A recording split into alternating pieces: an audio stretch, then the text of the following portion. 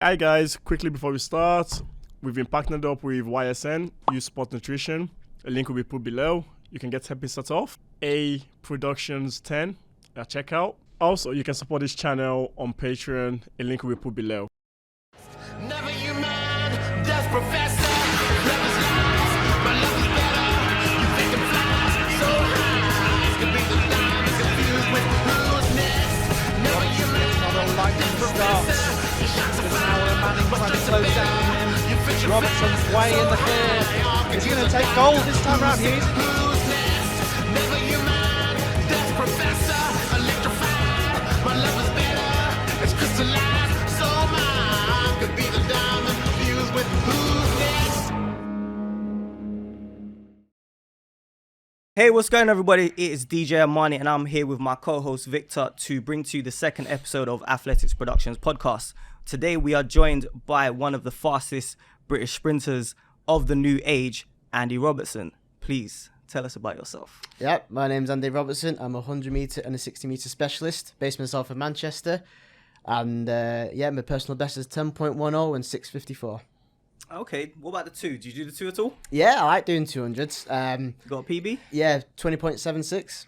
It's quite an old one. Quite an old PB. Yeah, about 5 years old, I'd say. Is it in the plans to reset that this year? Yes, big time. I want Definitely. to push on to like low 20 points if I can. Low 20s. Is it possible? Can we do Yeah, it? like to say, why not? You know, if you aim to be a 20.5 runner, you won't do it. But if you aim to be a 19 runner, you'll break 20.5. So you've got to break the limits. You've got to push yourself, or else you won't get these standards and times, really. Okay, I like the thought process. So let's start off with quite easy questions. What brought you to the sport? Well, I used to do a lot when I was younger. I actually started off actually being a cross-country runner. Yeah. It's not it's not ideal, I tell you. Cross country. Yeah. You're a better man than me. I know. It was Much better, I man. used to bloody hate it at the time, you know. It used to be horrible. Well, I was always very small and skinny, and I always just kept running and running. So I started off at a local club called East Cheshire Harriers. It was a typical thing. I used to jog the race and have a great sprint finish. Yeah. So when everyone thought, "Oh, your sprint finish is brilliant," I'm like, "Well, yeah, because I have to jog the rest of it just to make sure I finish," you know, stuff like that. I'm doing it for, isn't it? Yeah, it's literally, It's like, if I maintain pace to this point, then sprint, then it makes me look good, you know. But it just got to the point where, as usual, you only get to a certain level. So I moved to Sale Harriers then, and then that was a big step because there were some good middle distance runners there, and I was struggling to make teams for that event, especially for the 800 meters as well. Okay. That was big ask because there were some good youngsters at the time. But doing a while, as they're still going now, the Young Athletes Leagues, we was doing a race at Blackpool, and I was selected to do the 800 meters and the 200 meters for both the B string. Such a big gap in Yeah, events, but it's the young do it. Yeah, it's the Young Athletes League. Anything goes. yeah. It's a lot of it. You're just trying to fill spaces. You're just trying to get the full squad, aren't you, to get the points in for the team? Yeah, literally. Come on, guys, just do it for the team. We need Yeah, the points. Just do it for the team. It literally was. So like, obviously, I'm getting myself prepared for the 800, and I got quite badly beaten by the lads, especially not even just from Sale, but from other clubs. Okay. And I thought, you know what, I'm just going to enjoy doing this 200, and I absolutely whooped it, absolutely demolished it. And I was thinking, I'm actually alright at this. And then they needed me for the relay, Yeah. so I ran a really good last leg, and I just thought, I'm going to give sprints a try because I'm actually quite fast, and then obviously going better here than I was ever in the 800s. So How old was that? Like, how young were you then? I must have been about I think it was that first year when I was in secondary school, you know, when I probably swapped, because I was doing the sprints for the schools as well, even though I wasn't really training for it, and I was doing a bit of both, and I thought, you know what, I'm doing sprints for schools, and I'm filling in for the 800s here, and I'm not really going anywhere for the middle distance. Yeah. So once I started filling in the spots then for the youngsters for the sprints for both sides, like for the school and club, that's when I thought, you know what, I'm going to keep doing this because I quite enjoy it. And I was actually quite a decent little 13-year-old at the time as well. Okay. Yeah. Cool. So obviously back then it wasn't Power of 10. It would have been something like athletics data or something.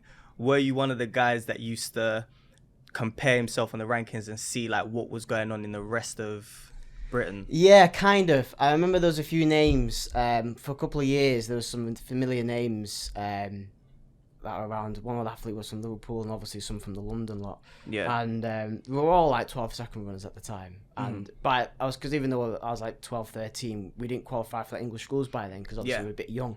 But I remember when I started going to the English schools a couple of years later, there was a real big jump of being good in your local area to stepping up to English schools level. So I remember in 2005, I winning everything as a Greater Manchester's, breaking records. And I remember seeing the rankings then of, I think I was running around like mid 11 seconds, which was okay for under 15. For under 15, which that's is pretty good. It's all right, you know. And then, and I remember checking the rankings then. And it was actually power of 10 even then. Or athletic data cylinder then, something like that.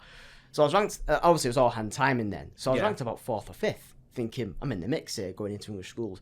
Go to my first English schools in Birmingham. Had one of the favourites in my heat. And he battered me by over half a second, and I went out first round, and I PB'd as well, official PB of like 11.7 as well. How was that for your confidence? Like, how was that immediately you finished? Did you just think, well, that was a terrible run, or did you think, well, I had a PB, do you know what? Take it? No, it was actually just shocked, because I was so used to winning in my local area, and I was so confident, and I wouldn't say complacent, but I thought, this is it. I can do this, you know. Yeah. And I didn't even make the semis. I got absolutely... And I checked the other heats, and I still wouldn't even have qualified. These English schools guys just came out of nowhere. Yeah. And it comes to schools athletes that don't really represent the clubs. Yeah. But go to English schools, they just come out of nowhere running these like low 11 seconds. And I'm just like, who are these guys? Who have you been hiding? And it does actually make you want to stop the sport. It makes you think to yourself, like, you know, you lose confidence. You know, because you're so used to being in that bubble of winning and competing, and then you just go to these English schools that you prepare for, and you just put this transitions very well to the question about the North and the South, because that would have been your first, big view of competing with the South and the North together. Because in the North, it's only about Liverpool and probably like Preston That's the or thing. Leeds, Yeah, something that is to challenge you more. Well, Stockport now as well. Well, around that area as well, obviously I was competing against Richard Kilty as well. So, because he and we've raced each other since we were literally under 13s. Yeah. So, when we were top of our age group, because Richard was always a year older, we were always quite top of our tier. So, when I was like top age under 15, he was bottom age under 17s. But up north wasn't quite as tough at the time as it would be down the south. You know, even the Midlands were very good as well. So, I was able to sometimes, as an under 17, enter as a senior or under 20 for Northerns and still medal, which is quite realistically, you shouldn't be able to do that really. Where if I did that down south, I wouldn't even make the final, because by then you still had the good Southern London athletes there. You know, and so whenever it came to our nationals, it literally was me versus London at the time. You know, cause especially under 17, under 15. Under 17. We weren't quite as deadly then. Probably now, of course, is a lot better, but by then, because we didn't have the coaching and the setup as we do now, but then was like a real wake-up call. It's like, this is a real race, this, you know. So I remember their Southern Championships was like their nationals. So I remember the likes of, you guys might remember the names, the likes of Jordan Huggins. You had Antonio Francino at the time, who was a good youngster. You had a few others as well. Jermaine Alexander was one of them as well. But he was very, very good. He was the one that destroyed me in the heat. Under 15. Yeah, very good.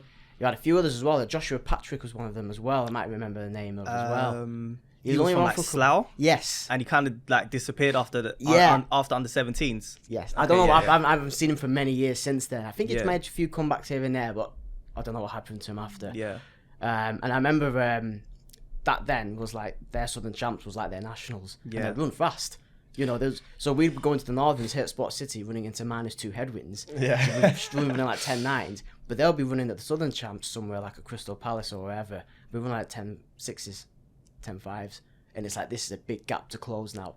So when it came to the Nationals, like at Bedford or wherever else, or even indoors, this is going to be. But then, like you said, I mean, you guys were running into headwinds. We would generally get the benefits in South of getting tailwinds, or the track was just very fast. I mean, anytime there's a competition at Crystal Palace, you just expect to go there and run fast. You could be having your worst season to date, but a meet at Crystal Palace could change all of that. So, and it does. It takes one race in the season to change your season completely.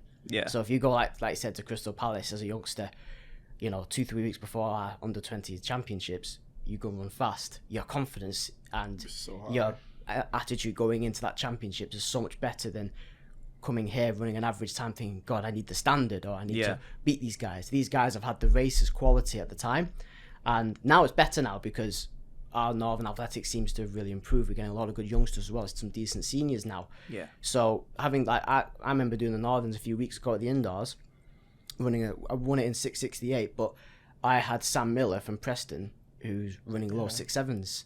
You know, so it was actually good. We've got a bit of a race going on here. We had James Williams in ours who was Luckily got injured. sadly got injured because I think he was in 6.7 shape as well. Yeah, and I actually saw the race. He literally wasn't far off me either. So I think He's been training really well because I trained with him. He's been training really well. He's just, I think he was devastated about it, as you will be, but kind of has to just. There's not much. Yeah, there's not much you can. Yeah. I didn't know how bad the injury looked. He didn't seem to be come off on a stretcher or anything. But when it comes to hamstrings, that's like that's like Achilles You heel don't want to to us. push it too far. Yeah, exactly, totally. Like So- footballers, they take 4 weeks Yeah, off. exactly. That's 4 weeks with good physio. For us, Yeah. it's like 8 to 12 weeks with no physio. No physio. DP every 10 minutes. You know? I know, like foam rollers. Yeah. I want to go back to the youth side of things for a minute, just to see the progression, because we're gonna get a lot of this is gonna be good for a lot of the young people that are gonna be listening in as well. So, like you said, it's quite demoralizing to be winning all the time, and then you get handed a first defeat, and it's not even a marginal defeat; it's quite big. Having to come back from that, how did you what brought you back? Because it is quite easy to think, oh, forget this, I ain't doing it no more, I'm not as good as I thought I was. What drew you back in? Because I mean, from 2005 to still be doing it at this age, 2019, like what gets you out of bed? What got you out of bed then, and what gets you out of bed now?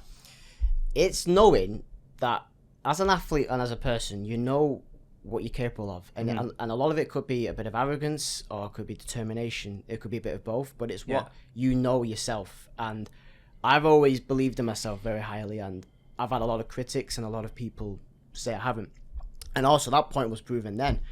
I went out first round of English schools, and I got badly beat. Even the next day, I ended up dropping the baton in the relay by not concentrating. It's a bad weekend. It was a bad weekend. And it's like, you know, and at the time I was, you know, quite young, and I was, to be honest, I was chasing girls as well.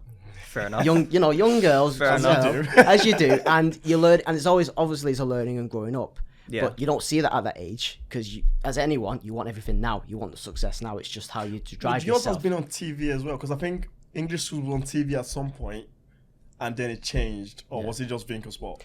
When it was on Sky Sports, it was the first year I won it. Yeah, I think Because literally, it was quite a cool story. When I went to the English schools first in 2005, obviously I went out first round. I kind of literally sat at the table, mum and dad eating, and I just reflecting, and I thought it can go either way. I can think, do you know what? Don't want to do this no more. But I remember sat at the table and I just went, right, 2 years time, it's back in Birmingham. I'm aiming to win. Next year's going to be tough because I'll be bottom major under 17s, so up against some good athletes. I'll try and make the final, whatever it is. And I literally said that, and then I said, right, but 2 years time, when I'm at my best under 17s, I'm aiming to win the English schools. Okay. And I did. Which event did you do? Well, the following year in 2006, I did the 200. Okay. And I made the final, Yeah. but I came 8th because the guys were a year older. So I had the likes of, one, it was actually Tony Corrigan at the time. It was a very, yeah. Liverpool guy, right? Liverpool, yeah. You might remember him, actually. Yeah. He was quite a good youngster at the time. Yeah. Yeah, James Alaka, Eugene Iamful. Do you remember Chris Tandy was the one as well? Yes, I remember Chris Tandy, because he was a good 4 guy as well. Yeah, very strong lad, Yeah. actually. He was in they were in my, and a few others as well. Yeah. They were in my 200 final. And I knew it was going to be a big ask, but I thought if I can make that final and just give it my all, again, I'm getting better. And then we went to the first ever UK school games. Yes. And I ended up having a very bad experience. I was actually quite badly bullied, because I was with lads younger than me. I was hanging around with people who I thought were nice people. Yeah. So I was getting quite badly bullied. And I remember one time, some lads would say, "Oh, do you not mind going up to check my room quickly first?" Because I can't remember we were sharing. I can't remember, but they said me to go up check my room for something. I went up and I looked out the window, and they all ran off, left me in the building. Yeah. So and there was also a couple of girls who I thought were my friends from the track were just treating me like a loser, basically. And it was a horrible experience. And that was another make or break. And that was probably the fuel that made me I am today, realistically, because he said, right, you have to focus now. You have to, if you want to make it, you have to be selfish. Yeah. Ignore the crap, ignore the negatives, and be a bit more ruthless with yourself. Be more selfish. Don't keep giving up time for people that don't give it to you. Yeah. So I used that so well as motivation. Trained like Rocky. Hard, hard work. Used that figure all the time, and then end up winning the national indoors, beating Antonio Fantino, running 6'8". Yeah. Ended up winning the English schools that year. Went to the Youth Olympics for the 200 meters. Came second behind Ramil Guliev. Ended up winning the relay. Yeah. And then winning the 200 at the national championships a few weeks after. So that year as a top age in the 70s. Really good year for you. And that was the year that got me to where I am now. This is what I want to do now for the rest of my career. So that was your first experience of doing like international competitions then. Yes. So dating back all the way to 2007. Yeah. That's been your first like, okay, I could actually do something here. Yeah. So was the Youth Olympics the turning point, or did it come a bit before that where you started to think, It was coming. I may have something It was here? coming more, I'd say, was winning that English schools. Okay. Because that was really the first time I was on Sky Sports. There's a bit of pressure on me, a bit of publicity. And as a 16-year-old, it can go either way how you let it get to you. Yeah. So I took it as more of as, because at the time, Jordan Huggins was running very fast. Yeah. He went off to the World Youths, so he wasn't going to do the 100 metres at the English schools. And obviously, Antonio Fantino and I were running very similar times of the 1 and 2. Yeah. But he ended up doing the 200. So it kind of left the doors open for me to perform in the 100. Yeah. And I obviously had a few athletes like Joshua Patrick to beat and William Miffy, if you remember the name, stuff like that. So there's some good youngsters at the time then. That was an Enfield guy, Yeah, right? they were trained. There was 2 coaches at the time. I can't remember the names very well. I know Eddie Stevens. I can never remember. I don't think anyone actually, unless she was in the group, I don't think anyone ever knew the name of the other guy that used to coach with them. But I know it was Eddie Stevens because he had a really fantastic group back then. Yeah, very good set of youngsters that had potential to go very far. It was just how you managed them. And so I ended up going to winning that English schools. And that English schools for me was kind of a good subject for how youngsters can bounce back is whenever you go through bad times or whenever you're having bad races or anything like that, remember the people that support you, which is always probably your family, and always remember the friends who really back you, because you often find when you don't win races or you don't run well, it's very quiet. You don't get that support. You get a few people saying unlucky or there for you, but not many. And even to this day, you still get that even now as a senior. You often find on social media how quiet your phone is until you run fast. Yeah. So as a youngster, I realised in the end who my real friends were and who weren't. And after that, it kind of propelled me every year to, better performances and getting better and stronger. So obviously championships year in, year out. But always, I'd say that period as a youngster is always reminding me of to think, be selfish and be, I won't say selfish in a disrespectful way, but when it comes to your career, try and get the best for you at the same time. Well, track and field, I mean, it's a team sport to some extent, but realistically, when you step on that track, it is just you alone. Exactly. So the selfish side of things kind of helps, because the minute you come out of those doors and you're on that track and you're looking down that straight, the person on your left and your right, they don't mean anything to you no more, apart from you're in my way and I'm gonna step over you if I need to. You can't show respect on the start line. Yeah. If you go into any race thinking you're going to lose, you'll lose. Yeah. You have one set of doubt. You see in the warm-up area, if you're watching too much what other athletes are doing, that's warm-ups, the intensity of the warm-up. You're getting distracted, you're getting, and as a youngster, I learned that quite well, I also learned that size doesn't matter, because I wasn't a very big lad as a youngster. I'm maybe not really that big now. Yeah. And obviously you had some very big youngsters then. So the size and power they generate is quite intimidating. But when you start beating them, it's like, well, it doesn't matter. It's all about what you do for you. Okay. And so I used to and as a youngster, I think you guys will agree with me as well. When you're a youngster, you have no fear. Yeah. You just don't. You don't care. You just do it. And you see it even now, these youngsters coming through, because they have no fear. It's when you start getting older, you start letting those, I wouldn't say fears, but I'd say you start overthinking things because you want to get to the next level. Yeah. Or, Would that be because of sponsors coming? You've got more social media presence. You've got people watching you now. Would that be the reason why? Well, when you come into the seniors, you're kind of thinking, okay, I kind of have to do something here, or this is going to happen. You always have a precaution for what you're going to do. To a certain extent, I'd say, yeah. I mean, when I made my breakthrough as a senior, it was a wake-up call again. Because as a junior, I'm in the bubble. So you know who you're racing, you know how to beat them, and then obviously you do internationals. Very similar. Yeah. It is when you hit seniors, it's right, this is a big step up now. So then that's when you think, what do I have to do to close the gap? Do you let yourself develop naturally by letting yourself grow and eating properly, or do you start training differently? Do you start improving on things? And there's always things to improve on, technically, conditioning, mindset, approaching, running your race. So you often forget, like, as a youngster, what worked for you then. You try and use that what works for you even now.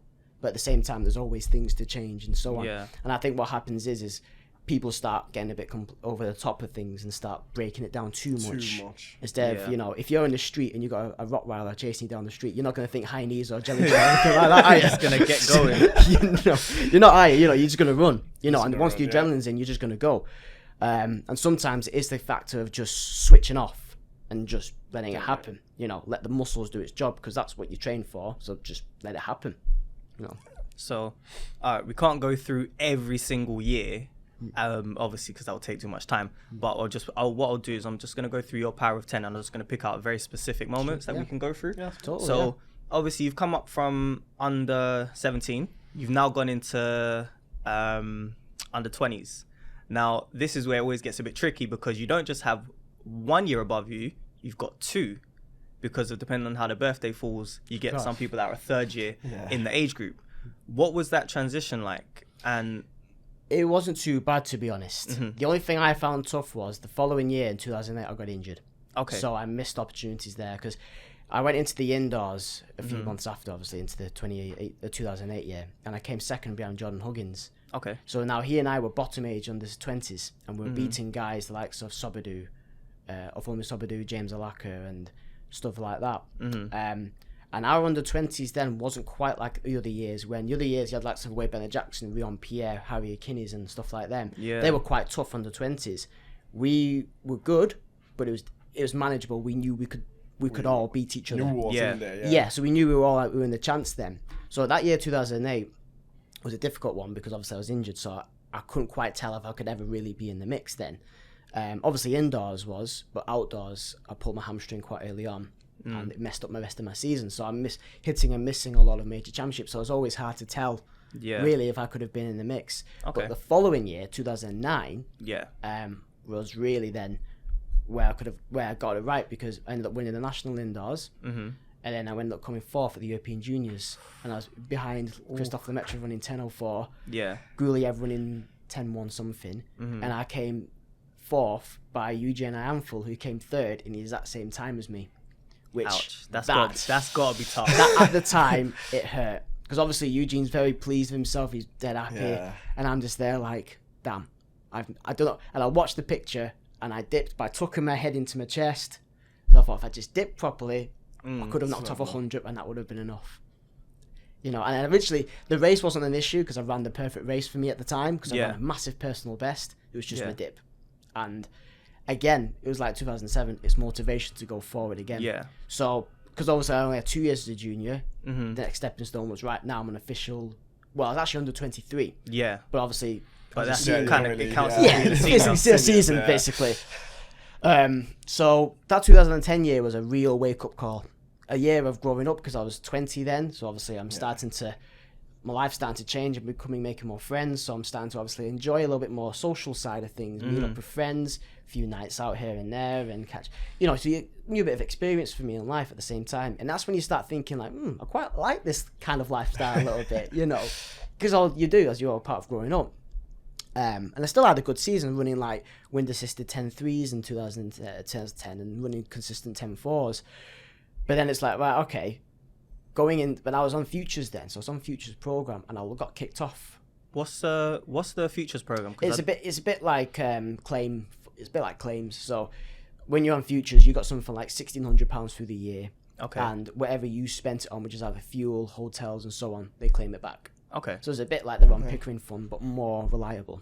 Stuff like that. So you could spend it a lot and you get £1,600 through the year. So it actually quite helped actually with, sometimes you're having to do relay practice in Brunel, which we had to do times. Yeah. Spending all that petrol money, claimed it all back like that. We got it back quite instantly as well. Not too bad then. Yeah, so I lost that, but I was able to get on Sports Aid, which was a bit of support from there. But the following year, 2011, was the European 23s. So that was another target to aim for. And again, because Eugene beat me 2 years earlier, I wanted that as motivation to think, right, I've got to beat him now. I've got to qualify for the Europeans. And I did. I beat Eugene in the final, came second at the national champs, running the 10-9, which was legal. Just got beat by James Alaka. And ended up going to the European 23s and coming third in the 100-metre final. Again, my race was mad because I'm so far ahead at 50 metres. And then James just comes past me and pips me on the line again. Wasn't a photo finish, but it's just the finishing was not working right because I'm doing something wrong. Okay. And then we've got silver in the relay. Then it was a real, because I was no longer in the 23 then. The following year, Olympic year, 2012 year, was a bit like, right, I left my coach because I got offered to go to America. Okay. So I got offered a scholarship to go to Alabama. And I failed my SAT exams quite badly, actually. It was quite a funny story. Was it nervous? Was it nervous? No, it's just the questions were ridiculous. Okay. It was like times P by itself, stuff like that. It was like letters, dividing letters. Like, I didn't even know this existed.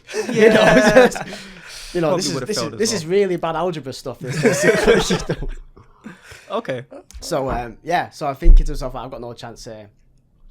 But I was getting looked after by John Regis because he was looking after me as part of Stellar, the agency thing. Yeah. So he was helping me write programs. And I was having a really good indoor season. And I nearly beat Dwayne Chambers in the final of the Nationals. So I'm thinking, I'm in for a good year here, And then the summer didn't quite happen because doing too much on my own and I've got no real plan. Regis was good, but he was always based in London and travelling for his job, so I never really got the chance to get proper programs in. So made the final of this in the 100, but obviously didn't run fast enough for selection. And that was a wake-up call thinking, right, I'm just going to stay stale in Manchester now. I've got no coach, no setup. I need a group, I need to be around people. So I moved to Bath the following year, training with Dan Cousins at the time. So I trained with Danny Talbot and others then. And obviously I started having success then. So the following year made the World Championships for 2013 in the relay, running 10-1-4. The following year ended up going to the Commonwealth Games, getting silver in the relay. 2015 had an injury, but I ended up winning the European Team Championships for the 4x1, winning championship record. And then 2016, I ended up going to the World Indoors, running 6:54, getting pipped by James DeSalo at the trials. And then going to the World Indoors in Portland, which was a real eye-opener. Because that's my first individual senior championships.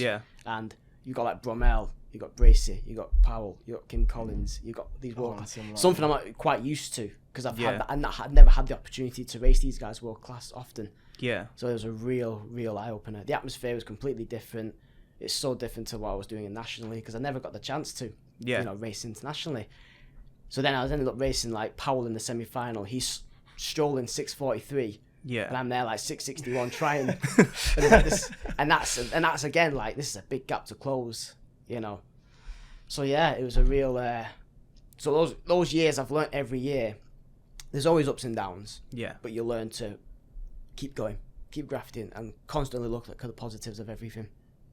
Okay, sounds good. I mean, already clearly something's been going right because from 2013 you said to 2016 consistency of whether it was an individual or a relay slot, you've made the team, so you were doing things that you needed to get done at that time.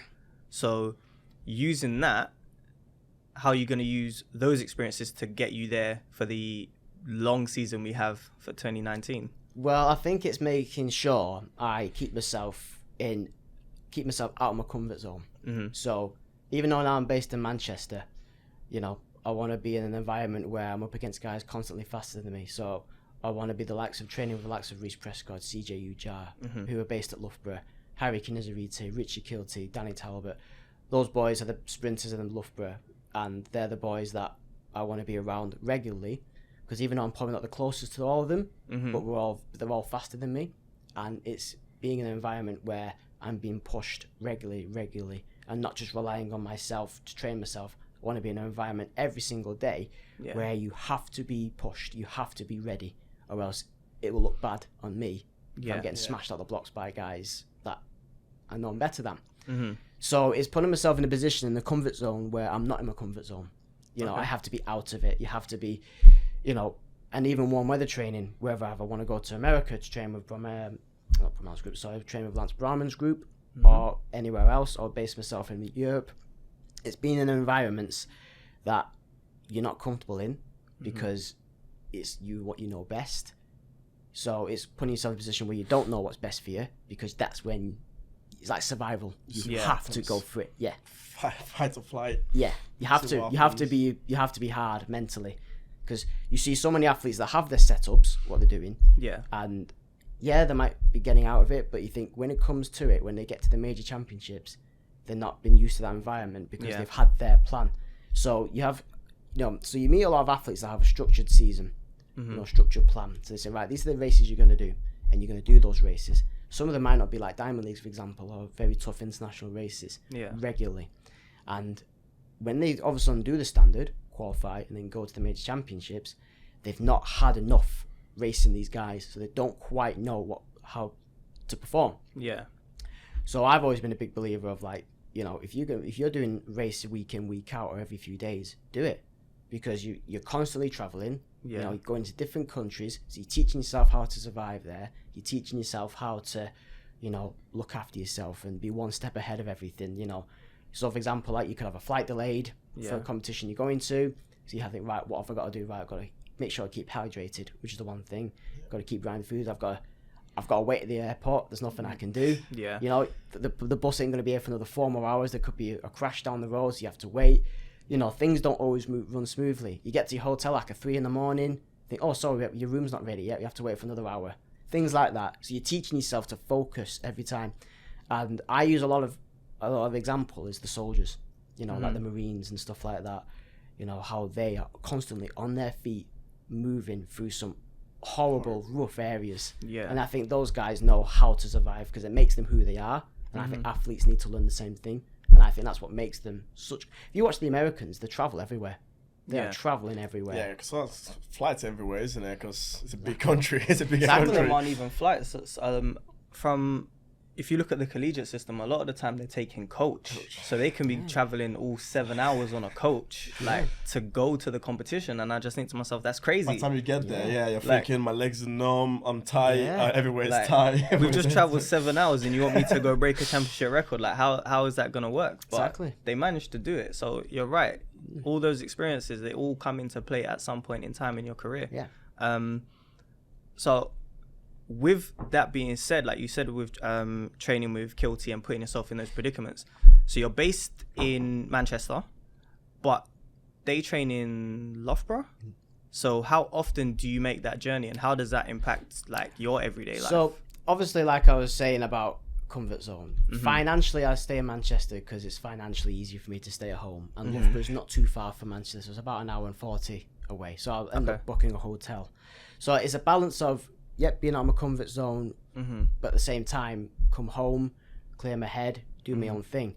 So I try and go to Loughborough every week, and in the winter I was only going every Monday because the way their system was, I used to do running back-to-back Mondays and Tuesdays, but they didn't. They did running Monday, lifting Tuesday, and I already have a weights coach and a system for Manchester, so I don't really see the reason to do my own gym on my own. I get to do it here in Manchester. So that once a week for now in winter should be good, keeping myself up to date with running with guys a bit quicker than me. It was a bit different because Kilty and Danny had been injured this year, so they were always coming back later on, especially Danny, because he's had such a quite serious ankle injury, so he had to miss the entire 2018, which must be so frustrating. And he's getting back to his feet now, which is good to see. Kilty obviously was still a bit delayed because he had a Achilles injury that he had to have done and sorted. Yeah.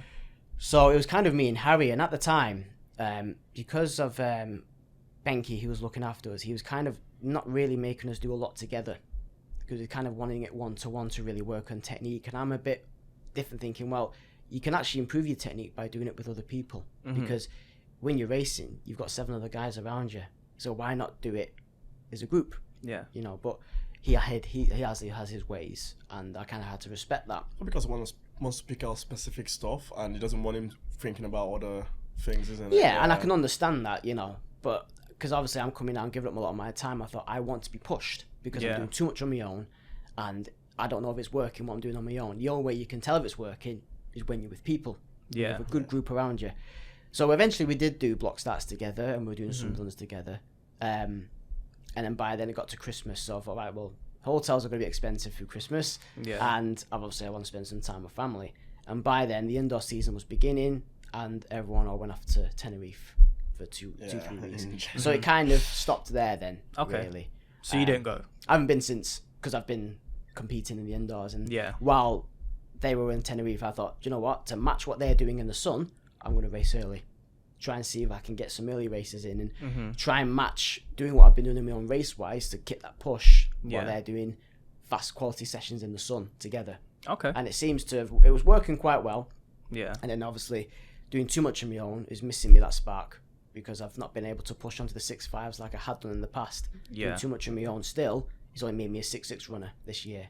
Okay. And I think a lot of athletes, you know, do a lot on their own, and I think that's why I was kind of hoping we'd all do more together. So every session, because I don't believe that you have to have every athlete doing individual programs all the time. Yeah. You know, if someone wants to get faster, get them as a group and get them faster, get them that competitive edge. Again, out of their comfort zone. Don't let them do blocks on their own. Get 4 guys doing them. Do like, right, there you go. You got to do 10 block starts to 40 meters. You 5, let's do it. You know, each rep, you've done the 6th one, you've got 4 more to do, you're getting tired, but the mentality is right, survival mode now, like the soldiers, like I was saying, let's go again, and you go again and again, you know. And I've noticed how Jonas does that really well with his group. They do that really well. I've watched him making his athletes do drills together, they do strides together, they do sprints together, they even lift together. So I even seen Reese and CJ doing power cleans next to each other, and you can almost tell it's a bit competitive, because it's constantly, he's bringing that American mentality, like, oh, he's doing better than you. Oh, see him there, he's got a bit of a better push than you there, you know. And one of the others like, I'm not having this. Put another 10 each side, you know. And that mentality of going again. And I think that's what it is that he's, you know, with these athletes, because they're so in their comfort zone doing the things their way, Jonas doesn't for them. He puts them out of the comfort zone. So, like, if you're tired, you think, you know what, it's very tired. Right, your session today is this, this, and this. You're all doing it together. And you're like, God, I've got to go again. You know, I've got to beat him again today. And that's why they run so fast, because they're constantly competitive every session. Okay. And I find that I really like that, especially how, you know, it is like survival, because, you know, you can't have it easy every day, because that's you're not going to move on, are you? You know, you have to Don't push learn it. anything from it, do you? No, exactly. Just, You're just gonna stale. Stroll through- So when you're yeah, out running, through life. is when you're running in races, you're not running as fast as you want. It's like, oh, why am I not running as fast? I've been doing this, been doing that, been doing this. But who have you been doing it with? Yeah. You know. Time gates. Yeah. You know. And you can't. You know. You talk about that. We were saying, like, you know, about being individual sport. I get that. But you're not a team. You're a pack. But as a mental thing, right, I have to do what I can to beat him every time. You know, you do what you need to do as a group, but your main goal is, I'm going to beat him. I'm going to beat him, beat you, this and that. And I think as an athlete, not enough athletes do enough of that. Yeah. And especially now, I think they're too smooth, trying to be feeling too good, too technical. And sometimes it's just run. Just man up and get on with it. You're on the start line. That'd be a coaching thing as well, because obviously some coaches doesn't want... let's say I have an athlete that runs 10.5, you have a similar athlete, and they're constantly in the same competitions. Would that be, okay, I want to beat you as a coach, and I want my athletes to do better, which is why they don't leave, they don't try and get together, because I know a lot of people in the North, they don't really have coaches, like a lot of people your standard anyway, they don't really have the coaches in the North to help them through the next level. Like, and a lot of people are going to London now, and is that going to become a thing? Is that going to be the norm now? Well, you're decent now, unis, Loughborough, Brunel. It's a good question, that. I hope not, if you know what I mean. Yeah. You know, I hope they don't become like that, because I don't think any athlete should feel like they don't belong in facilities due to what times they've run, you know. Yeah. We all start from somewhere, you know, and if that athlete believes the only way they're going to get better is either moving to Loughborough or to Brunel or to Lee Valley, no athlete should be stopped to do that. You know, if I said to myself, like, look, this outdoors hasn't gone to plan, it's Olympic year next year, I'm going to move to Loughborough and train full time with Jonas or Benke. Yeah. I shouldn't feel like I'm not good enough to go there. Yeah. You know, and I always say, like, you know, if you want to come do sessions with me, for example, ask and we'll work something out, because you learn new things every day. You can never stop learning. And I think with having that mentality of, come to Loughborough, jump in with some sessions, because I've seen how big now Jonas's group is. He has separate groups. There's a second group I see early in the morning. He has a good 15, 20 of them. Athletes. Yeah, 6:30. Yeah, and some of them I've not seen before, but they want to make it and they want to get out of their comfort zone. They want to go to the best coach they think's best for them, and I see the improvements they do there. They're willing to get there 7 a.m. to make it happen. I respect them for that. Not many, the Jamaicans do that. They train at 6 a.m. because, they get so hot for them in the day. Yeah, they get there for 6 o'clock, but they're there for hours training, non-stop. I think mentally it's better training in the morning as well. Like personally, I prefer training in the morning. Like I'll wake up in the morning, like get it over and done with. Yeah. In the evening, like everything has happened through the day. You're thinking what you're gonna do at night, and it's too much. I think. Yeah. I think in the morning, I love the morning sessions, but as a group, I like the evening sessions because everyone is free at that point. Everyone's either finished work and comes in straight away. Like that's another thing for you, because if you're a full-time athlete, but at the same time not. So what do you do outside of athletics? Because are you currently sponsored?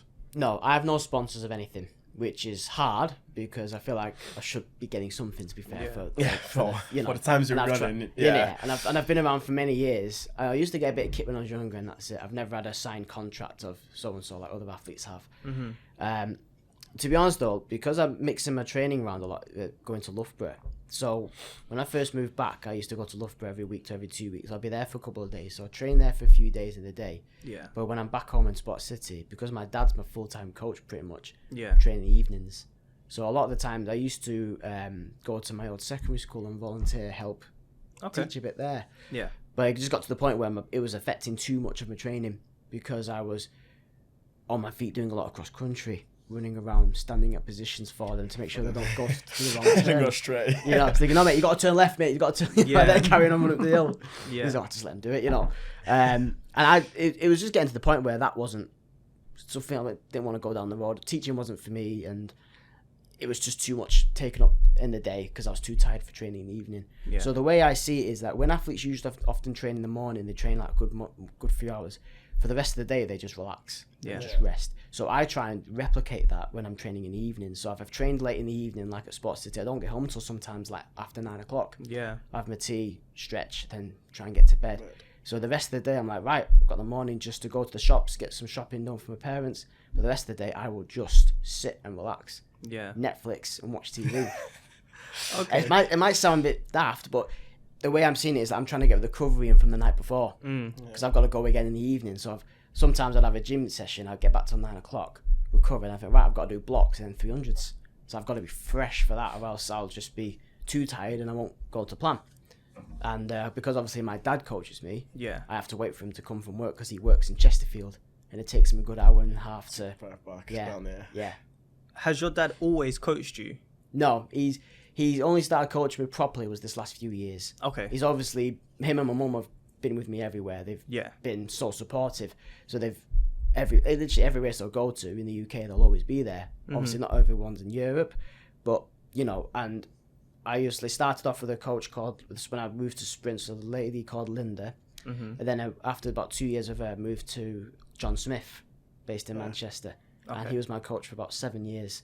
Good junior coach, got me to a very good, junior standard, especially for what I've accomplished as those. Yeah. And then I left after because it was just getting stale. I wasn't going to move on the next level. Okay. So obviously I had my dad for the year and John Regis helping out that year. Then I went to Bath to train with Dan Cousins and all them, and then I left, and then I moved back to I tried to get with Benke as my full-time coach. Yeah. But British Athletics didn't let it because the way they saw it was, in order for you to have a full-time coach with Benke, you have to move. And I at the time couldn't financially do it. Okay. So I said, okay, so I won't have you as my full-time coach, but I will come down when I can and do sessions. So you made it work for you? Yeah, and because the year I won the senior 60 metres, they were doing back-to-back sessions Mondays and Tuesdays. So they were doing sprints and upright runs on Mondays, and then Tuesdays they were doing fast, like 150s as a group. And I thought, this is perfect, back-to-back running. I'll do this every week. And that's a shame they haven't done that this year. Okay. Which is a real shame. Because they did that then, and I was doing it every week, and then I'll come back and I'll have James Gladman, who was a good 200 metre runner and a hurdler from Warrington, training with me here. So I always had someone to train with. So I was always having to push myself. Yeah. Where this year has been a bit different because James has moved back to Bath Yeah. and everyone in Loughborough has been injured. So it's been a bit hit and miss this year because I felt physically winter training was the best preparation ever. Felt so good, so healthy, felt fast. But I could just tell coming out the blocks, there's not a spark there. Yeah. Because I just have no one to push me. So, seeing as your dad is your coach, when the session's not going so well, who takes the brunt of that? We kind of both do. We've had to be careful with having. We sometimes hear stories of how athletes with their dads or parents coaching athlete doesn't always work. Yeah. You know, they do fall out. We've actually got a quite good working relationship because he knows how to come across with it well. Yeah. And I take responsibility very well. Mm-hmm. You know, sometimes I do want to just say, no, that was actually all right. You know, as we all do. Yeah. But he's seeing the same things that other coaches would see. And I think, well, if he's saying the same thing as a coach would, you won't answer back to a coach like that. Yeah. Yeah. So why would you answer back to your own dad? And if he's saying like, look, Andrew, your arm's flicking, try and keep your arm straighter or your elbow bent so it's not flicking out. Okay, no problem. And the second rep, I'll do it and be like, I can feel it. Notice the difference. He was right, you know. And sometimes I'll just say, yeah, that rep was rubbish. And he's like, really? Why that? And I was like, I just did this wrong, did that wrong. So the communication is actually quite good. And he doesn't interfere too much because even though I'm 28 and can look after myself, so he knows what to say and then step back, let me do my thing. Because I'm so experienced, I know how to approach my race. He's just there if I need anything. Just keeps it simple, keeps the mechanics in. Like, Andy, your hips are dropping, keep your hips up, or just relax your jaw a bit. Things like that, you know. So is he like a watchful eye, or like he will tailor your sessions and you don't have any say in that, or you sit down together and go through the sessions? What type of coach is he to He's you? probably more like you say, you sit down and we discuss what because I kind of know what I need to do anyway, because I've had a lot of hundreds and hundreds of programs from other coaches, and I try and match the program similar to when I go to Loughborough Benke, because I don't want to chop and change. You'll have a chance to adapt then. So we sit down about, these are what Benke's doing, so we'll do this and this, of course, when we go down with them. But when we come back, let's do this and that for that reason, because of this reason. And then he will agree, and then we'll fill it out. I have an S&C coach that will look after me S&C and fundamentals and so on like that.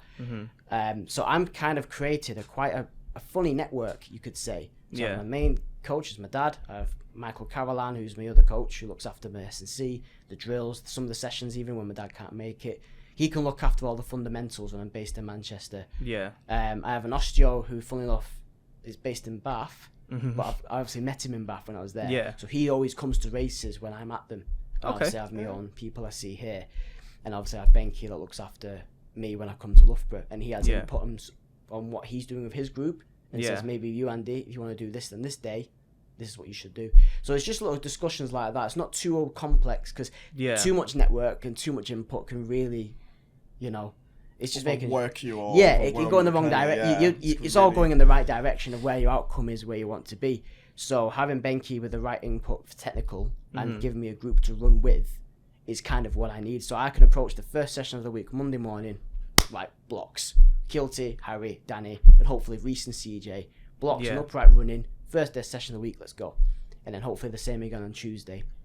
Thursday when I come back, so okay, this is what we did Monday and Tuesday. This is what we did in the gym on Wednesday back in Manchester. Thursday, let's do blocks again, and then let's do some 250s.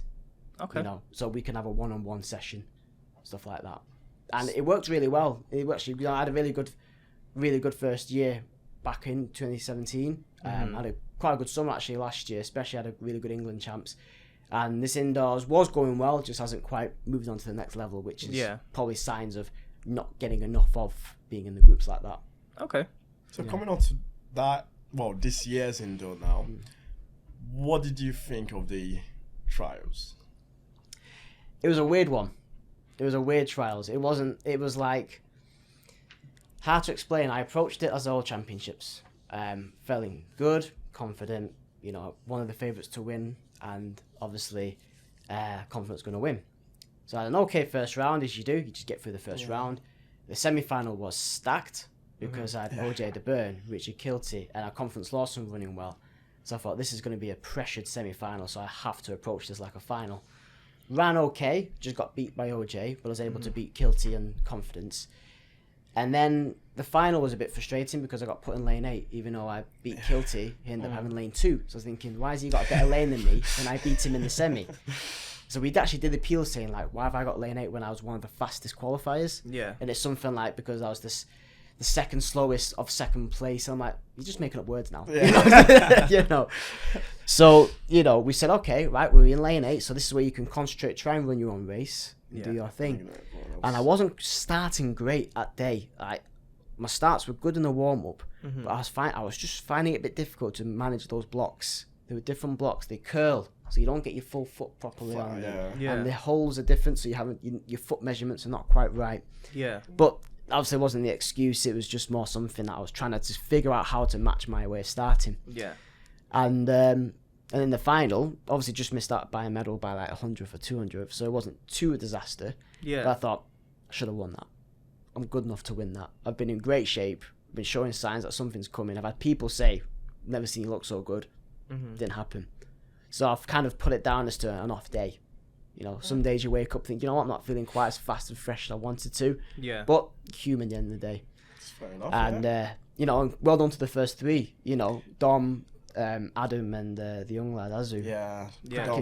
You know, 3 faces that probably nobody expected to medal. Yeah. People probably thought it was going to be me, OJ and Kilty fighting for the top 3, you know. And even I did, you know. Even when the results came out, because I was in work, I'm sure it was one of the lads that texted me in the group chat and literally just said, oh, have you seen the times? And I was like, no. Yeah, it was. And then I just came up. Yeah, and I was like, whoa. it was a really weird one. Like we were speaking about it after me, OJ, Confidence, and Kilty actually in the getting our kit after, and we were just like, what happened there? Like we were all feeling good, all confident. And it's just like, I don't know, just one of those days where, and it wasn't like me that was just having an off day and everyone was flying. It was like, yeah. And it's hard to explain what happened. It was, you know, just one of those things where it just didn't click. Yeah, it was like I just couldn't get out of second gear, basically. Yeah. How does it feel being on the other side of the coin? Because as a junior, you've had that experience where you've gone and beaten some of the guys that were expected to win, and now you're on the other side of that fence where you've got the youngers now coming up and handing you that defeat. Like, how does that feel now, being on that side and pushing forward? Do you know what? It's not too bad because it's life. You shrug it off. You think, you know what? It wasn't a disaster. Just those guys nailed it and they beat you fair and square. Yeah. I've never been someone to make excuses. I've always been pretty honest and just say it didn't happen on the day. Don't know why, but that's when you go back to the drawing board and start figuring it out. And that's when you start thinking, I thought, it's because I'm doing too much on my own, for example. So it's a good realistic answer. That's when you think, right, so what do I have to do now to make a good summer happen? It's right. I think the training's good. Let's just need to do more with people. Faster. So I think what's going to be happening is I'm going to base myself again a lot more on Loughborough, but Kilty and I are going to be doing a lot together. So I'm actually going to be going to Middlesbrough to train with him a lot there. And I think he's going to try. Isn't it? Yeah, and he's going to probably try and come down to Manchester. It's difficult because he's got a family now, so it's difficult for him to give us a totally respect. But I've got quite a bit of free time, said to him. So look, I'll come to Middlesbrough. You know, I need training partners, and we're not that far away. You know, you need someone just as fast. Let's link up. And he's very keen about it, actually. You know, so things like that. And even he said the same thing I did is when he started, because he's just as good starter as I am. You just couldn't get going. He's like, you react okay. The first 2 steps are fine. The transition, hold on, I'm just not moving. Yeah. You know, it's like I've just hit a kept brick wall. pace all the way through. It's like Like, that takes there's it no after 10 change. meters, Yeah. you know. changing And I'm saying gear the same. And I'm saying whatsoever, the same things. I just don't know what was going on. So, but yeah, it was. And don't get me wrong, like we were saying earlier, like as a youngster, you have no fear. Yeah. So like Azu, Adam Thomas, and Dom Ashmore went in with no fear. They had nothing to prove. Took Yeah. advantage of it, Yeah, didn't they? so they just took on with it and they nailed it brilliantly. You know, and that Azu is what 17. He's ran 6'6". Yeah. Fantastic talent. You know, fantastic, and he looks like he's got a lot of growing to do. You know, At 17, I mean, Yeah, he's not even hit it's his fantastic. peak yet. So Yeah. he's definitely going to be a name to watch in the summer, especially like for his age group and potentially some of the older age groups as well. yeah. So And as long as they don't pressure him too much, that's the one thing that this country needs to be careful of. Is, we've got a new youngster, let's give it all to him. So no, let him develop, let him take his time. It's all long term at the end of the day. well, it's funny that you said. I wanted to touch on this point because we actually had this in the first podcast when we interviewed OJ. We had the same conversation of how Britain gets carried away with pushing youngsters, whether it's athletics, football, cricket, wherever it is. It's like, oh, we've got a new youngster, bam, we're just gonna jump on them. Do you think British athletics do it too much, where it's like, okay, yeah, this kid's doing all right, but now all of a sudden he's the next big thing and his name's everywhere, and like they give him all this praise on BBC and stuff like that? Like, It's too much, yeah. And I agree with you. I think it's too much, yeah, from my opinion. And what it is because, these youngsters, all of a sudden then they're getting everything given to them, and they don't know really how to handle it. They're almost becoming like semi-famous. yeah, It's almost like, I mean, at this level, they're going to be walking the red carpet on Hollywood, thinking, and it's like, as a youngster, it's so important that they don't realise that you've got to give them time, because nobody really remembers what you do as a youngster. It's all using all the youngster stuff, like the championships, like I went through. It's all giving up to be a good senior. Because that's what it's about. You see Americans do the same. They hammer these youngsters in the collegiate system. So you're getting these names coming through, and you hear from them for a couple of years, and then they just vanish. Yeah. They hammered them, And there's a few names I could mention, but I don't know. They might come back. I don't know. Yeah. And I think with the British, it's a similar thing where, they're given everything so much as a youngster, so they're around running fast for a couple of years, and then when they stop progressing, they don't know how to handle it, because they're not used to setbacks, because they're used to having everything their way as a youngster. So when reality starts hitting them, they're getting losing races that they thought they're winning. Athletes who they used to beat are starting beating them more often now, and comfortably as well. Yeah. They don't know how to handle it. They're not making finals. Oh, hold on, I made this 2 years ago, and so on like this. And the pressure starts getting to them, and youngsters, because some youngsters are early developers, so some are taller, more mature, and bigger, and faster. So they're obviously going to have an advantage over someone who's a late developer. Yeah. And so when they hit 19, 20, they look 28, some of them, which is true, because obviously you can see... Say no names on that one. Yeah. A few people that come to mind. But it's true, though, like how much more mature they look and everything. And the advantage is then is that because they stop growing at a young age, it's only fine marginal gains for them to improve. But some of them don't know how that, because they haven't got the team of staff around them to help them with that 1% better. Yeah. Where I've always been a little bit of a late developer.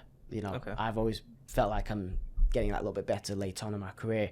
So I've kind of learned the hard way how to improve, but I've become a better senior for it, where it's teaching the youngsters just to not pressure them, let them build, let them follow their own path. The youngsters. Don't take over too much of their lifestyle and career, because that's when it can really start messing with them.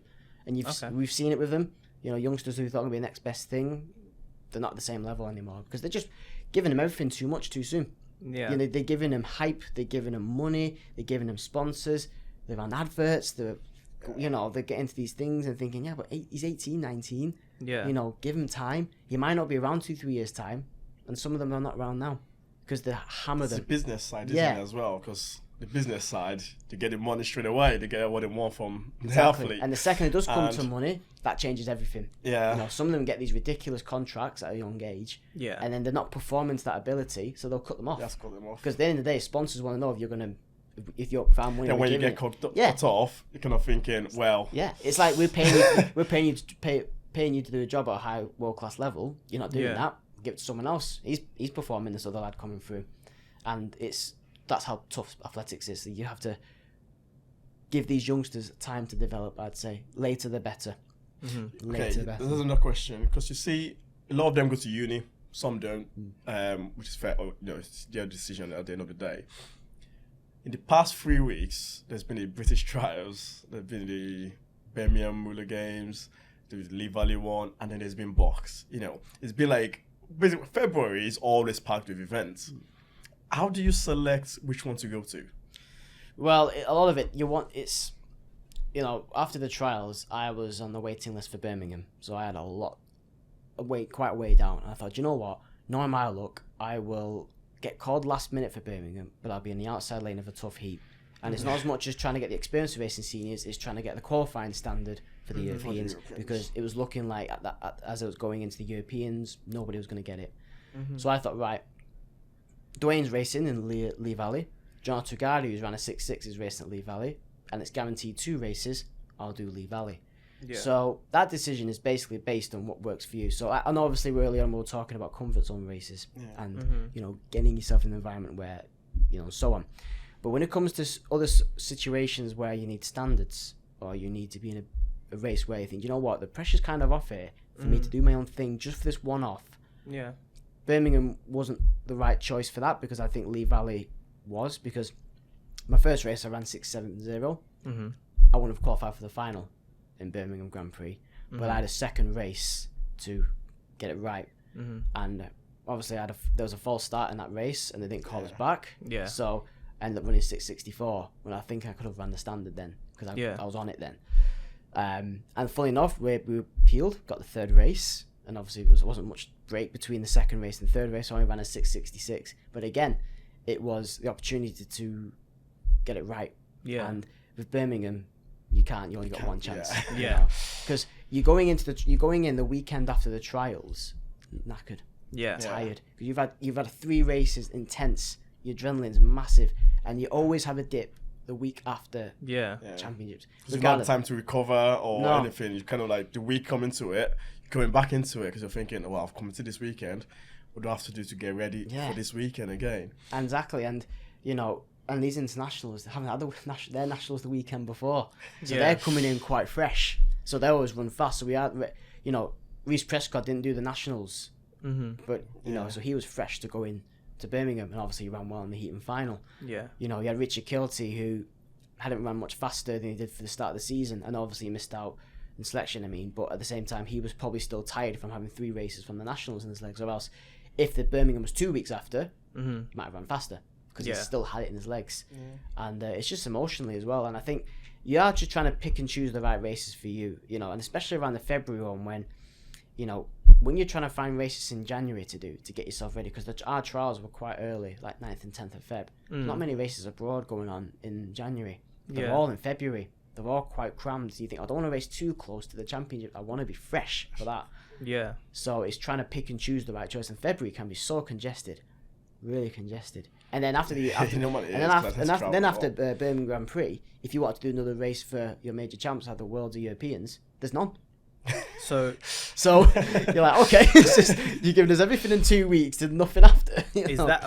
Is that a worldwide thing that you think needs to change, or a British athletics thing where they need to spread out the competitions a bit more? I think when it comes to worldwide, is out of our control. Because that's what the races they set. But I think when it comes to like the world, if for example we're having a European indoors or world indoors, they're often in like the 1st of March.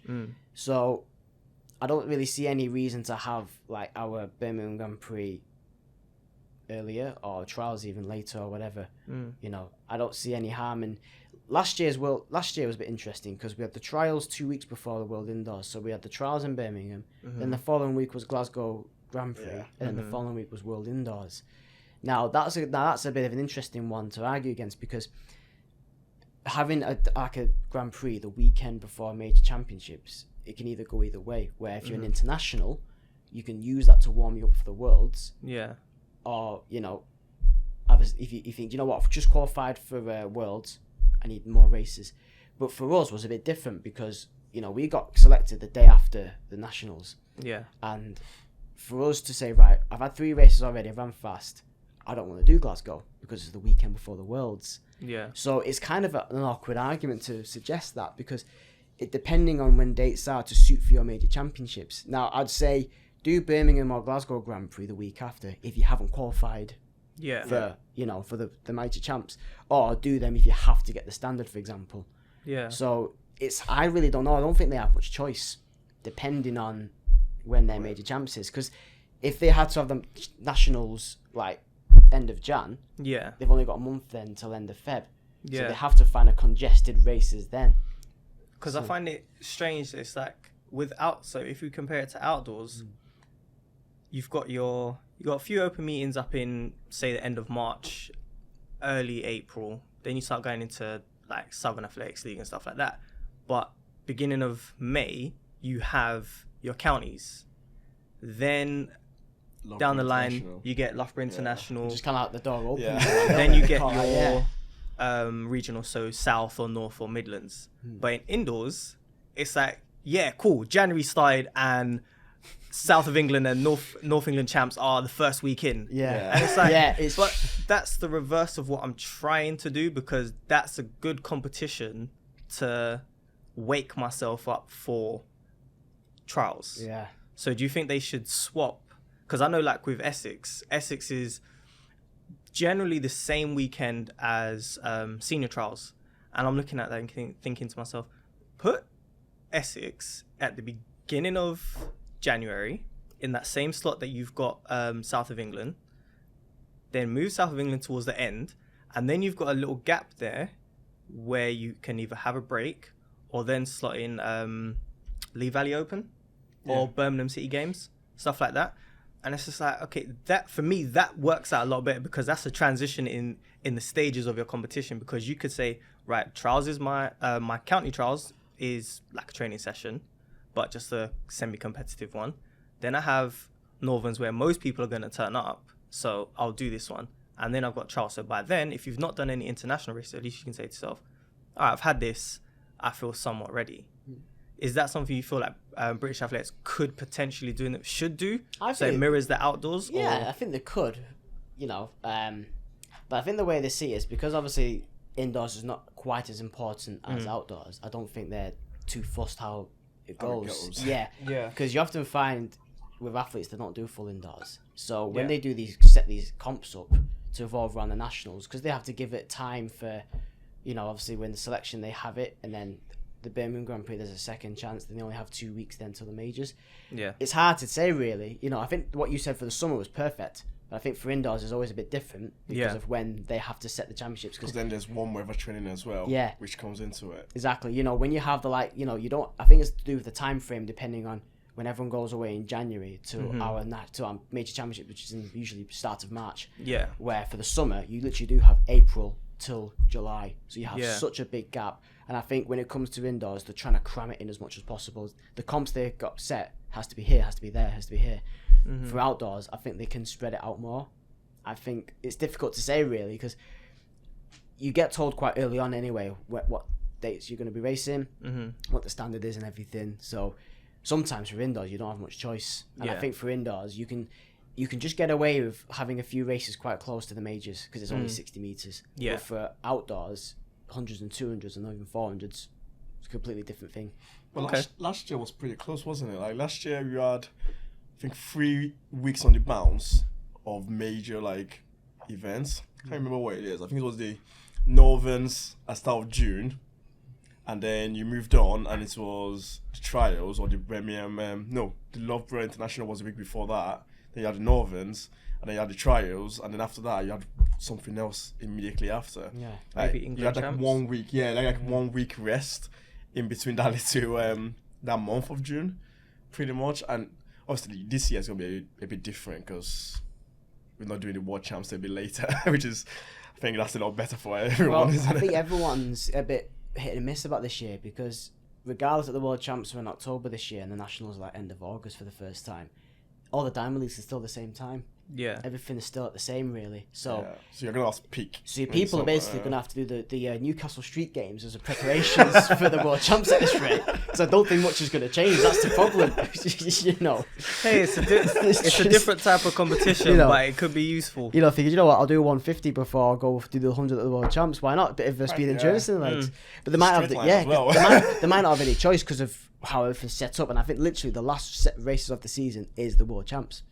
So I think this year is going to be very different to other years. I think people are going to try and approach it the same as possible, but I wonder if they're going to have to change things differently due to when the World Champs are. That must be difficult going forward though, because if those champs are so late, generally when they are is when you guys are taking your off season. So going forward, it's like, okay, well, if I'm competing here, but then I normally start training at this point for the following year, how do you then work that out? Because it's like, do you just say, all right, cool, I'm going to take a week off and I'm just going to live in a massage room and then start training again? Or are you going to have to take an extended time off, but then give yourself a short amount of time to prepare yourself for outdoors? I think as well, that's a good question, because obviously the Olympics are quite early next year, so I think they're like July, which is earlier than usual. Yeah. So realistically, from the World Champs to the Olympics, you've only got about 9 months. So you've not got really full 12-month preparation. So obviously, if I qualify for Worlds, I would probably have, depending on when it finished, I think it finished like early October, something like that. So I'll probably have the rest of October off and then start November. Yeah. So like a lot of Americans start November, and then I'd obviously probably still approach the indoors as normal, try and go for indoors, and then just train smartly then and think, well, the work is done from this year, and the work is, and then it's just how you train. So as you get older, you'd be surprised how much years of work you've done in the legs. So you don't necessarily have to feel like I've got to get another month of 300s in the legs. I think, well, I've kind of done a lot of 300s. If anything, racing itself actually gets you stronger. So if I was to say, do you know what? Okay, so trials will probably be around early June, mid-June. So I'm probably going to do, for all of April, I'll race, but just do 200s. So you're still racing with a bit of endurance in the legs. So you're still keeping snappy, you're still keeping fresh, but at the same time, you're racing still. So you're still in that feeling, and then you can start doing the 100-meter races if you're really prepping for that. And then you actually start thinking, do you know what, I could keep going here. Because you almost want to use this year for such a long year to use for next year. And it could work perfectly, actually, if you get this year right. You know, that's what I think anyway. So even though you've got such a long season, you're still planning to do the indoor season next year. So that's a plan. Have you ever missed an indoor season? You have. 2015. 2014 and 15, I missed most of them because of 2 injuries. Okay. Yeah. The way I see it is that some people don't like doing indoors for the sake of it, but I think, well, the Olympics and World Champs are hard, you know, and it's not easy to medal because you don't know who's going to come out of nowhere. But indoors is an opportunity. It's still like a season. So take it on board, I say, because, you know, when I hear athletes are missing the indoor season to get ready for the summer, I think, well, you might as well either do the indoors properly or don't do them. You know, don't just do 1 or 2 races and then go back into your training program. You're going back to a couple of weeks of. So you obviously still go from January, you're doing all your speed work and endurance work, and then you think, you know what, we're gonna have a little break from the endurance side. We'll do a bit of speed. Yeah. And then you think, well, you've had 2 races now. Why don't you just do another 2 more? Yeah. You know, if you're running fast, do it. Go and race more. Because you'd be surprised how much time you have. It takes a good month or 6 weeks to get it all back. Yeah. So when I hear people just having a short indoors, I'm like, well, just do a long one. What's the point? Yeah. Just do a long one or don't do it. Okay. Yeah. So obviously indoors is quite short. Outdoors is much longer season. But on a personal preference, which do you prefer? Do you prefer the indoors or do you prefer outdoors? It's a good question, you know that. And with that question, you got to put into consideration your personal successes as well. So from a junior to a senior, titles and everything comes into play with this. I do like the outdoors, I'm not going to lie. But at the same time, I do think when I'm at my best, probably would be the 60 meters. Okay. To be honest. If you look at my senior record, it's mainly my successes come from the indoors. Because I've made 3 individual 60 meter for GB in the row. And I haven't ran for senior GB for outdoors for a good couple of years now. Okay. I'm not consistent enough around the 10-1s, 10-0s enough like these other guys are. And they get themselves in possession for selection. Mine's a one-off. But for 60s, I know when I get it right, I can run 6.5, 6.6s week in, week out. So for me to do that is like them guys running 9 seconds and 10-0s week in, week out. Yeah. So it's just how my body works because I'm smaller framed, a bit shorter limbs than all these guys. But I'm so compact and powerful. So my first 40 meters when I get it right, it's world class. Yeah. And it can probably put me into a 6.5, hopefully 6.4 position. That could change my life forever. And for me to say I'm a 60 meter runner, it's good to be saying you're good at something than nothing. Okay. As always, I'll always approach the summer as always. I still believe I could run sub 10 this year and challenge Christian Coleman, Ronnie Baker. As all athletes motivate themselves to do. Yeah. But I think to myself, do you know what? If there's a chance where I know I can really medal, if there's a chance I either go to World Indoors and think I could actually close with Gappy and Christian Coleman and run 6.4 medal, then think, you know what? I might only just scrape the relay for the Olympics and not even run. Yeah. You know, and when you think to yourself what's best for you, it's like I could probably more likely run well in the World Indoors than the Olympics. As if things could change, I could end up having an average indoors like I've had, but all of a sudden run 9 seconds every race and think things could change. Nothing's set in stone. Have you ever been to senior major champs? You've been selected for relay, but you've not run. I've been, so I got selected in 2013 for the first time. Yeah. It was in Moscow. I didn't run then at all. Okay. And then 2014, I got selected for the Commonwealth Games. Yeah. It was basically based on what the times you did 2013. They picked up Okay. because it was so early on the selection. Yeah. So I was only in the relay then, but I got to run the heat, Mm-hmm. and obviously got a silver medal from that. So I've not, but since 2015 really was the last time I ran for GB properly as a. Because obviously I did the GB World Cup last year, but Yeah. I won't really class that as a proper GB really, because it was kind Really? of more, well, in a way, yes and no. Did you wear the because I wore the kit, yeah. It's a I wore GB. the Sorry, kit, it's yeah. a GB comp. Fair enough. It was just the way, because it felt very a bit mediocre, the World Cup. So I Okay. think that's kind of why when I thought it was GB, thinking doesn't feel quite like it. You know, feels like I'm just doing my part here, not really Okay. feel like I'm running in the major championships. It felt like a bit like a massive diamond league. Yeah. A bit. Okay. You know, it was very like that.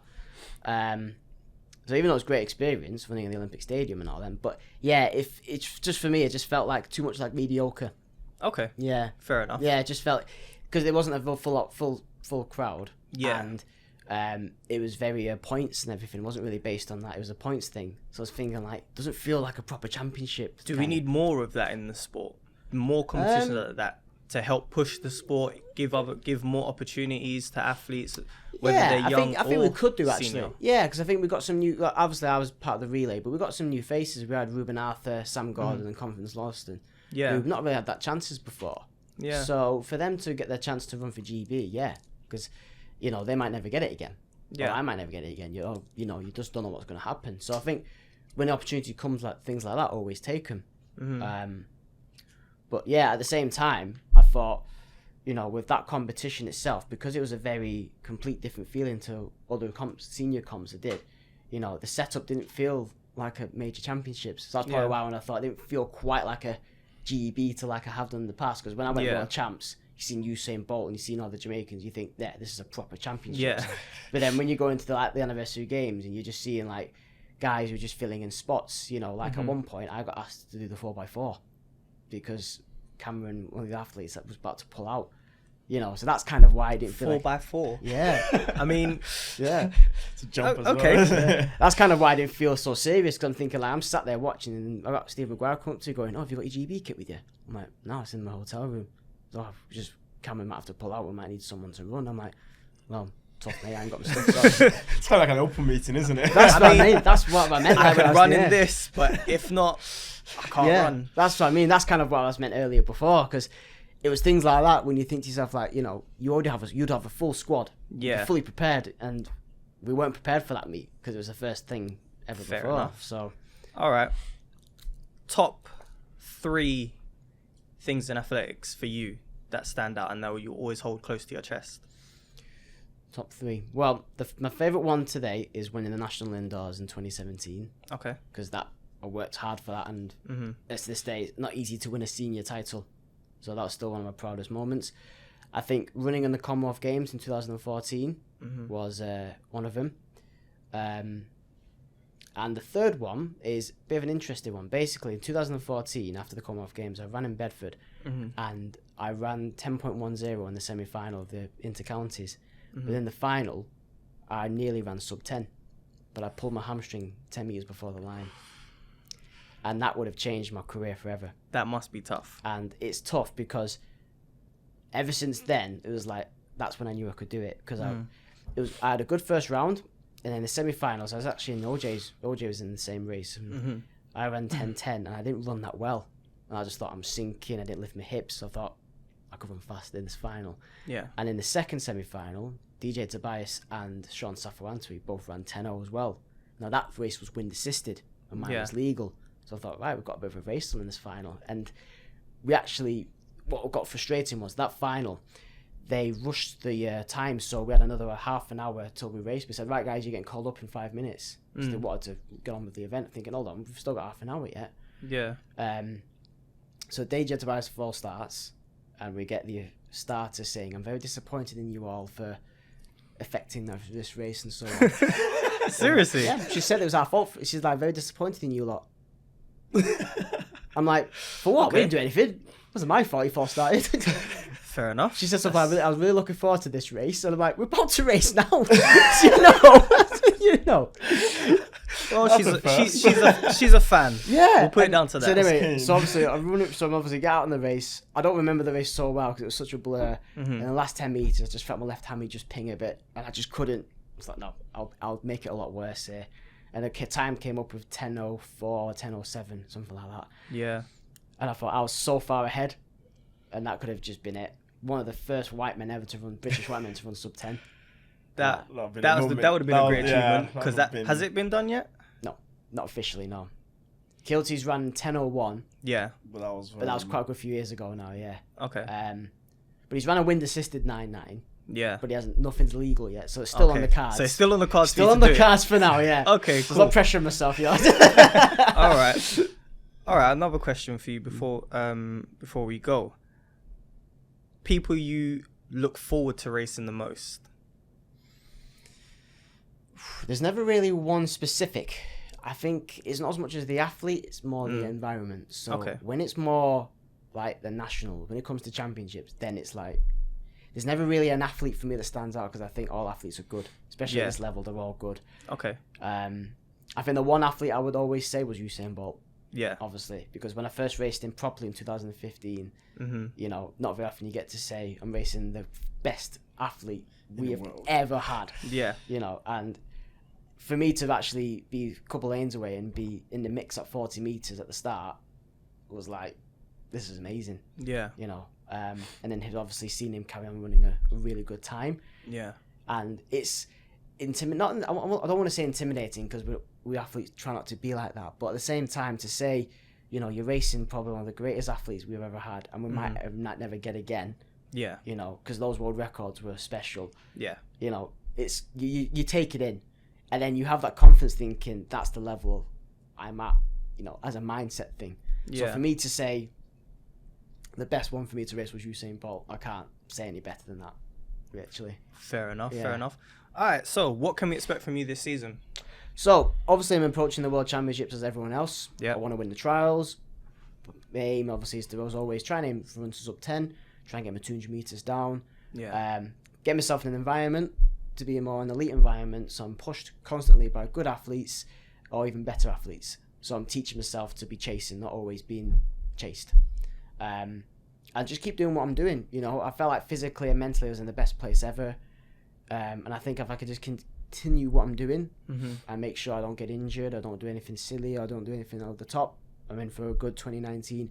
It's going to be a big ask for some of these performances because I'm up against some good guys. Yeah, it's going to be a long year as well. It's, you know, I feel like I'm in a good place and I think it's game on.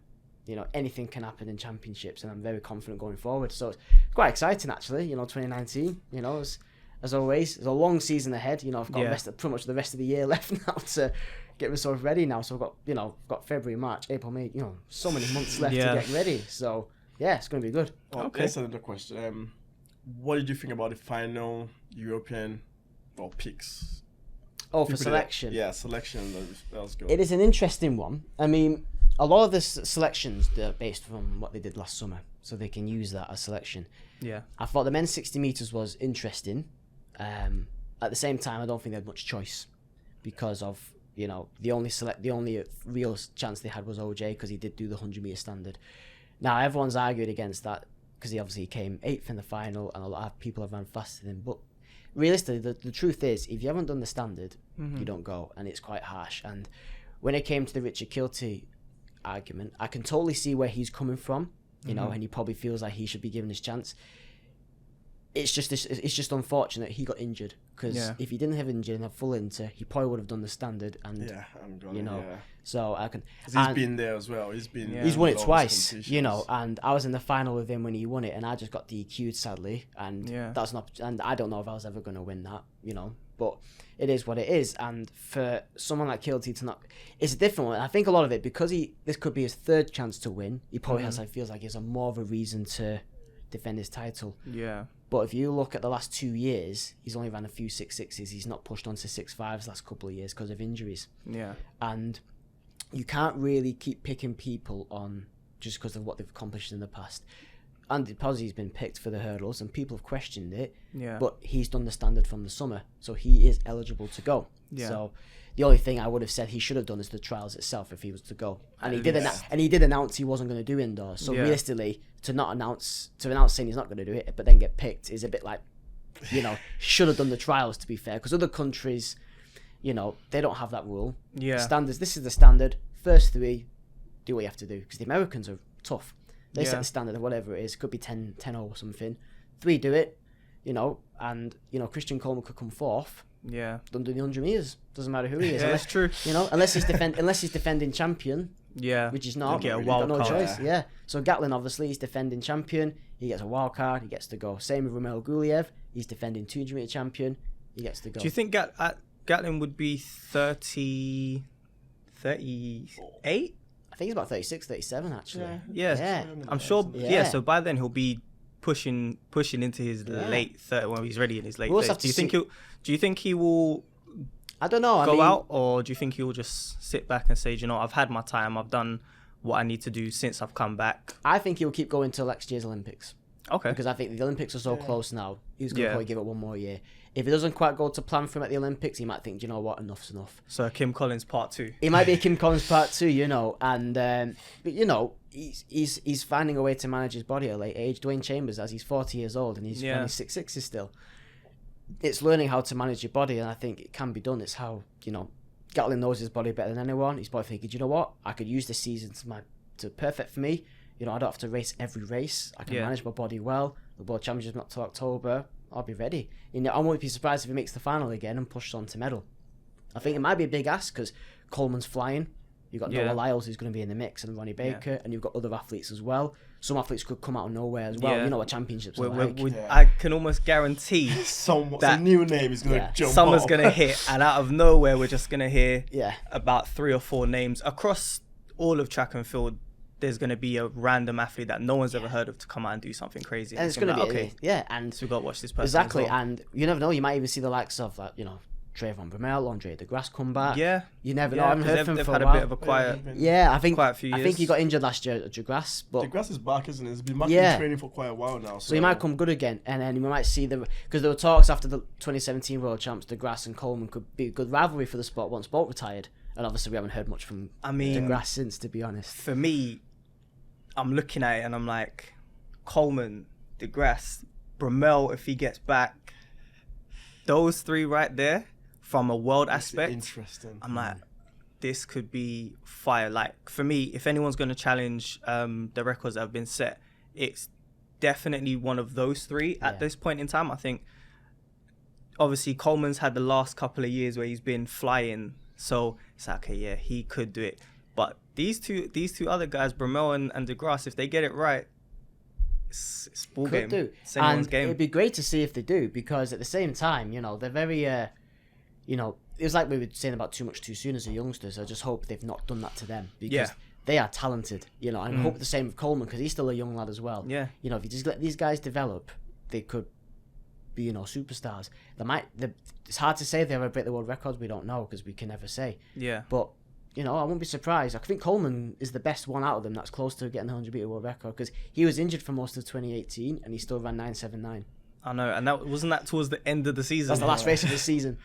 He runs a 9.9, scraping it through in Birmingham, and then 5 days later, a 9.7 gone, and it was like, wow, that was a bit of a message that he sent, thinking, I'm world indoor champion and I'm around. So it's going to be an interesting season. And as a mindset for myself, I'm hoping to be as well in that mix. Confident I can be. I think my legs turn over as fast as theirs, so why not use it properly? So of course they and a lot of it's just the mindset. It's like we say, comfort zone. That's the one philosophy that I've started using now, is comfort zone. Get yourself out of your comfort zone, and even to youngsters as well. Get yourself out of your comfort zones. Get yourself in environments where you're not used to. So train with boys a bit older than you. Sometimes get yourself in environments where you think, I'm not used to this. I like being where I'm the top dog in my place. So no, be the small fish in the big pond from now on. See what that feels, and you'll learn how to bounce back from that. Makes you a much better athlete. Well, you heard it here first, guys. That's Andy Robertson with Productionz. Andy, could you please plug your socials for us so we can get people to follow you? Totally, We're going to man. need to start this campaign of getting you some sponsors, because I don't understand how a man who has run 10-1 This long as well. and been doing the sport for this long does not have any sponsors. So please give us your socials. Yeah, totally, man, definitely. And that's it. Thanks for everything. You want to follow me? It's AndySub10 on Instagram. If you want to follow me on Twitter, it's Robertson100. And that's pretty much what I use for social media for now. But yeah, give us a follow, and if there's anything you want to help me out there, please do, because if you guys support me out there, I'll be able to perform much better. See, it's all about support, guys. I am DJ Armani. Please follow me on Instagram, DJ Armani1. Victor? Victor Panda Addict underscore addict. Cool. That's us signing out, guys. Thank you for listening to another podcast. We'll be back soon as possible. Thank you, Out. guys. Oh. Yeah. Call it how it is.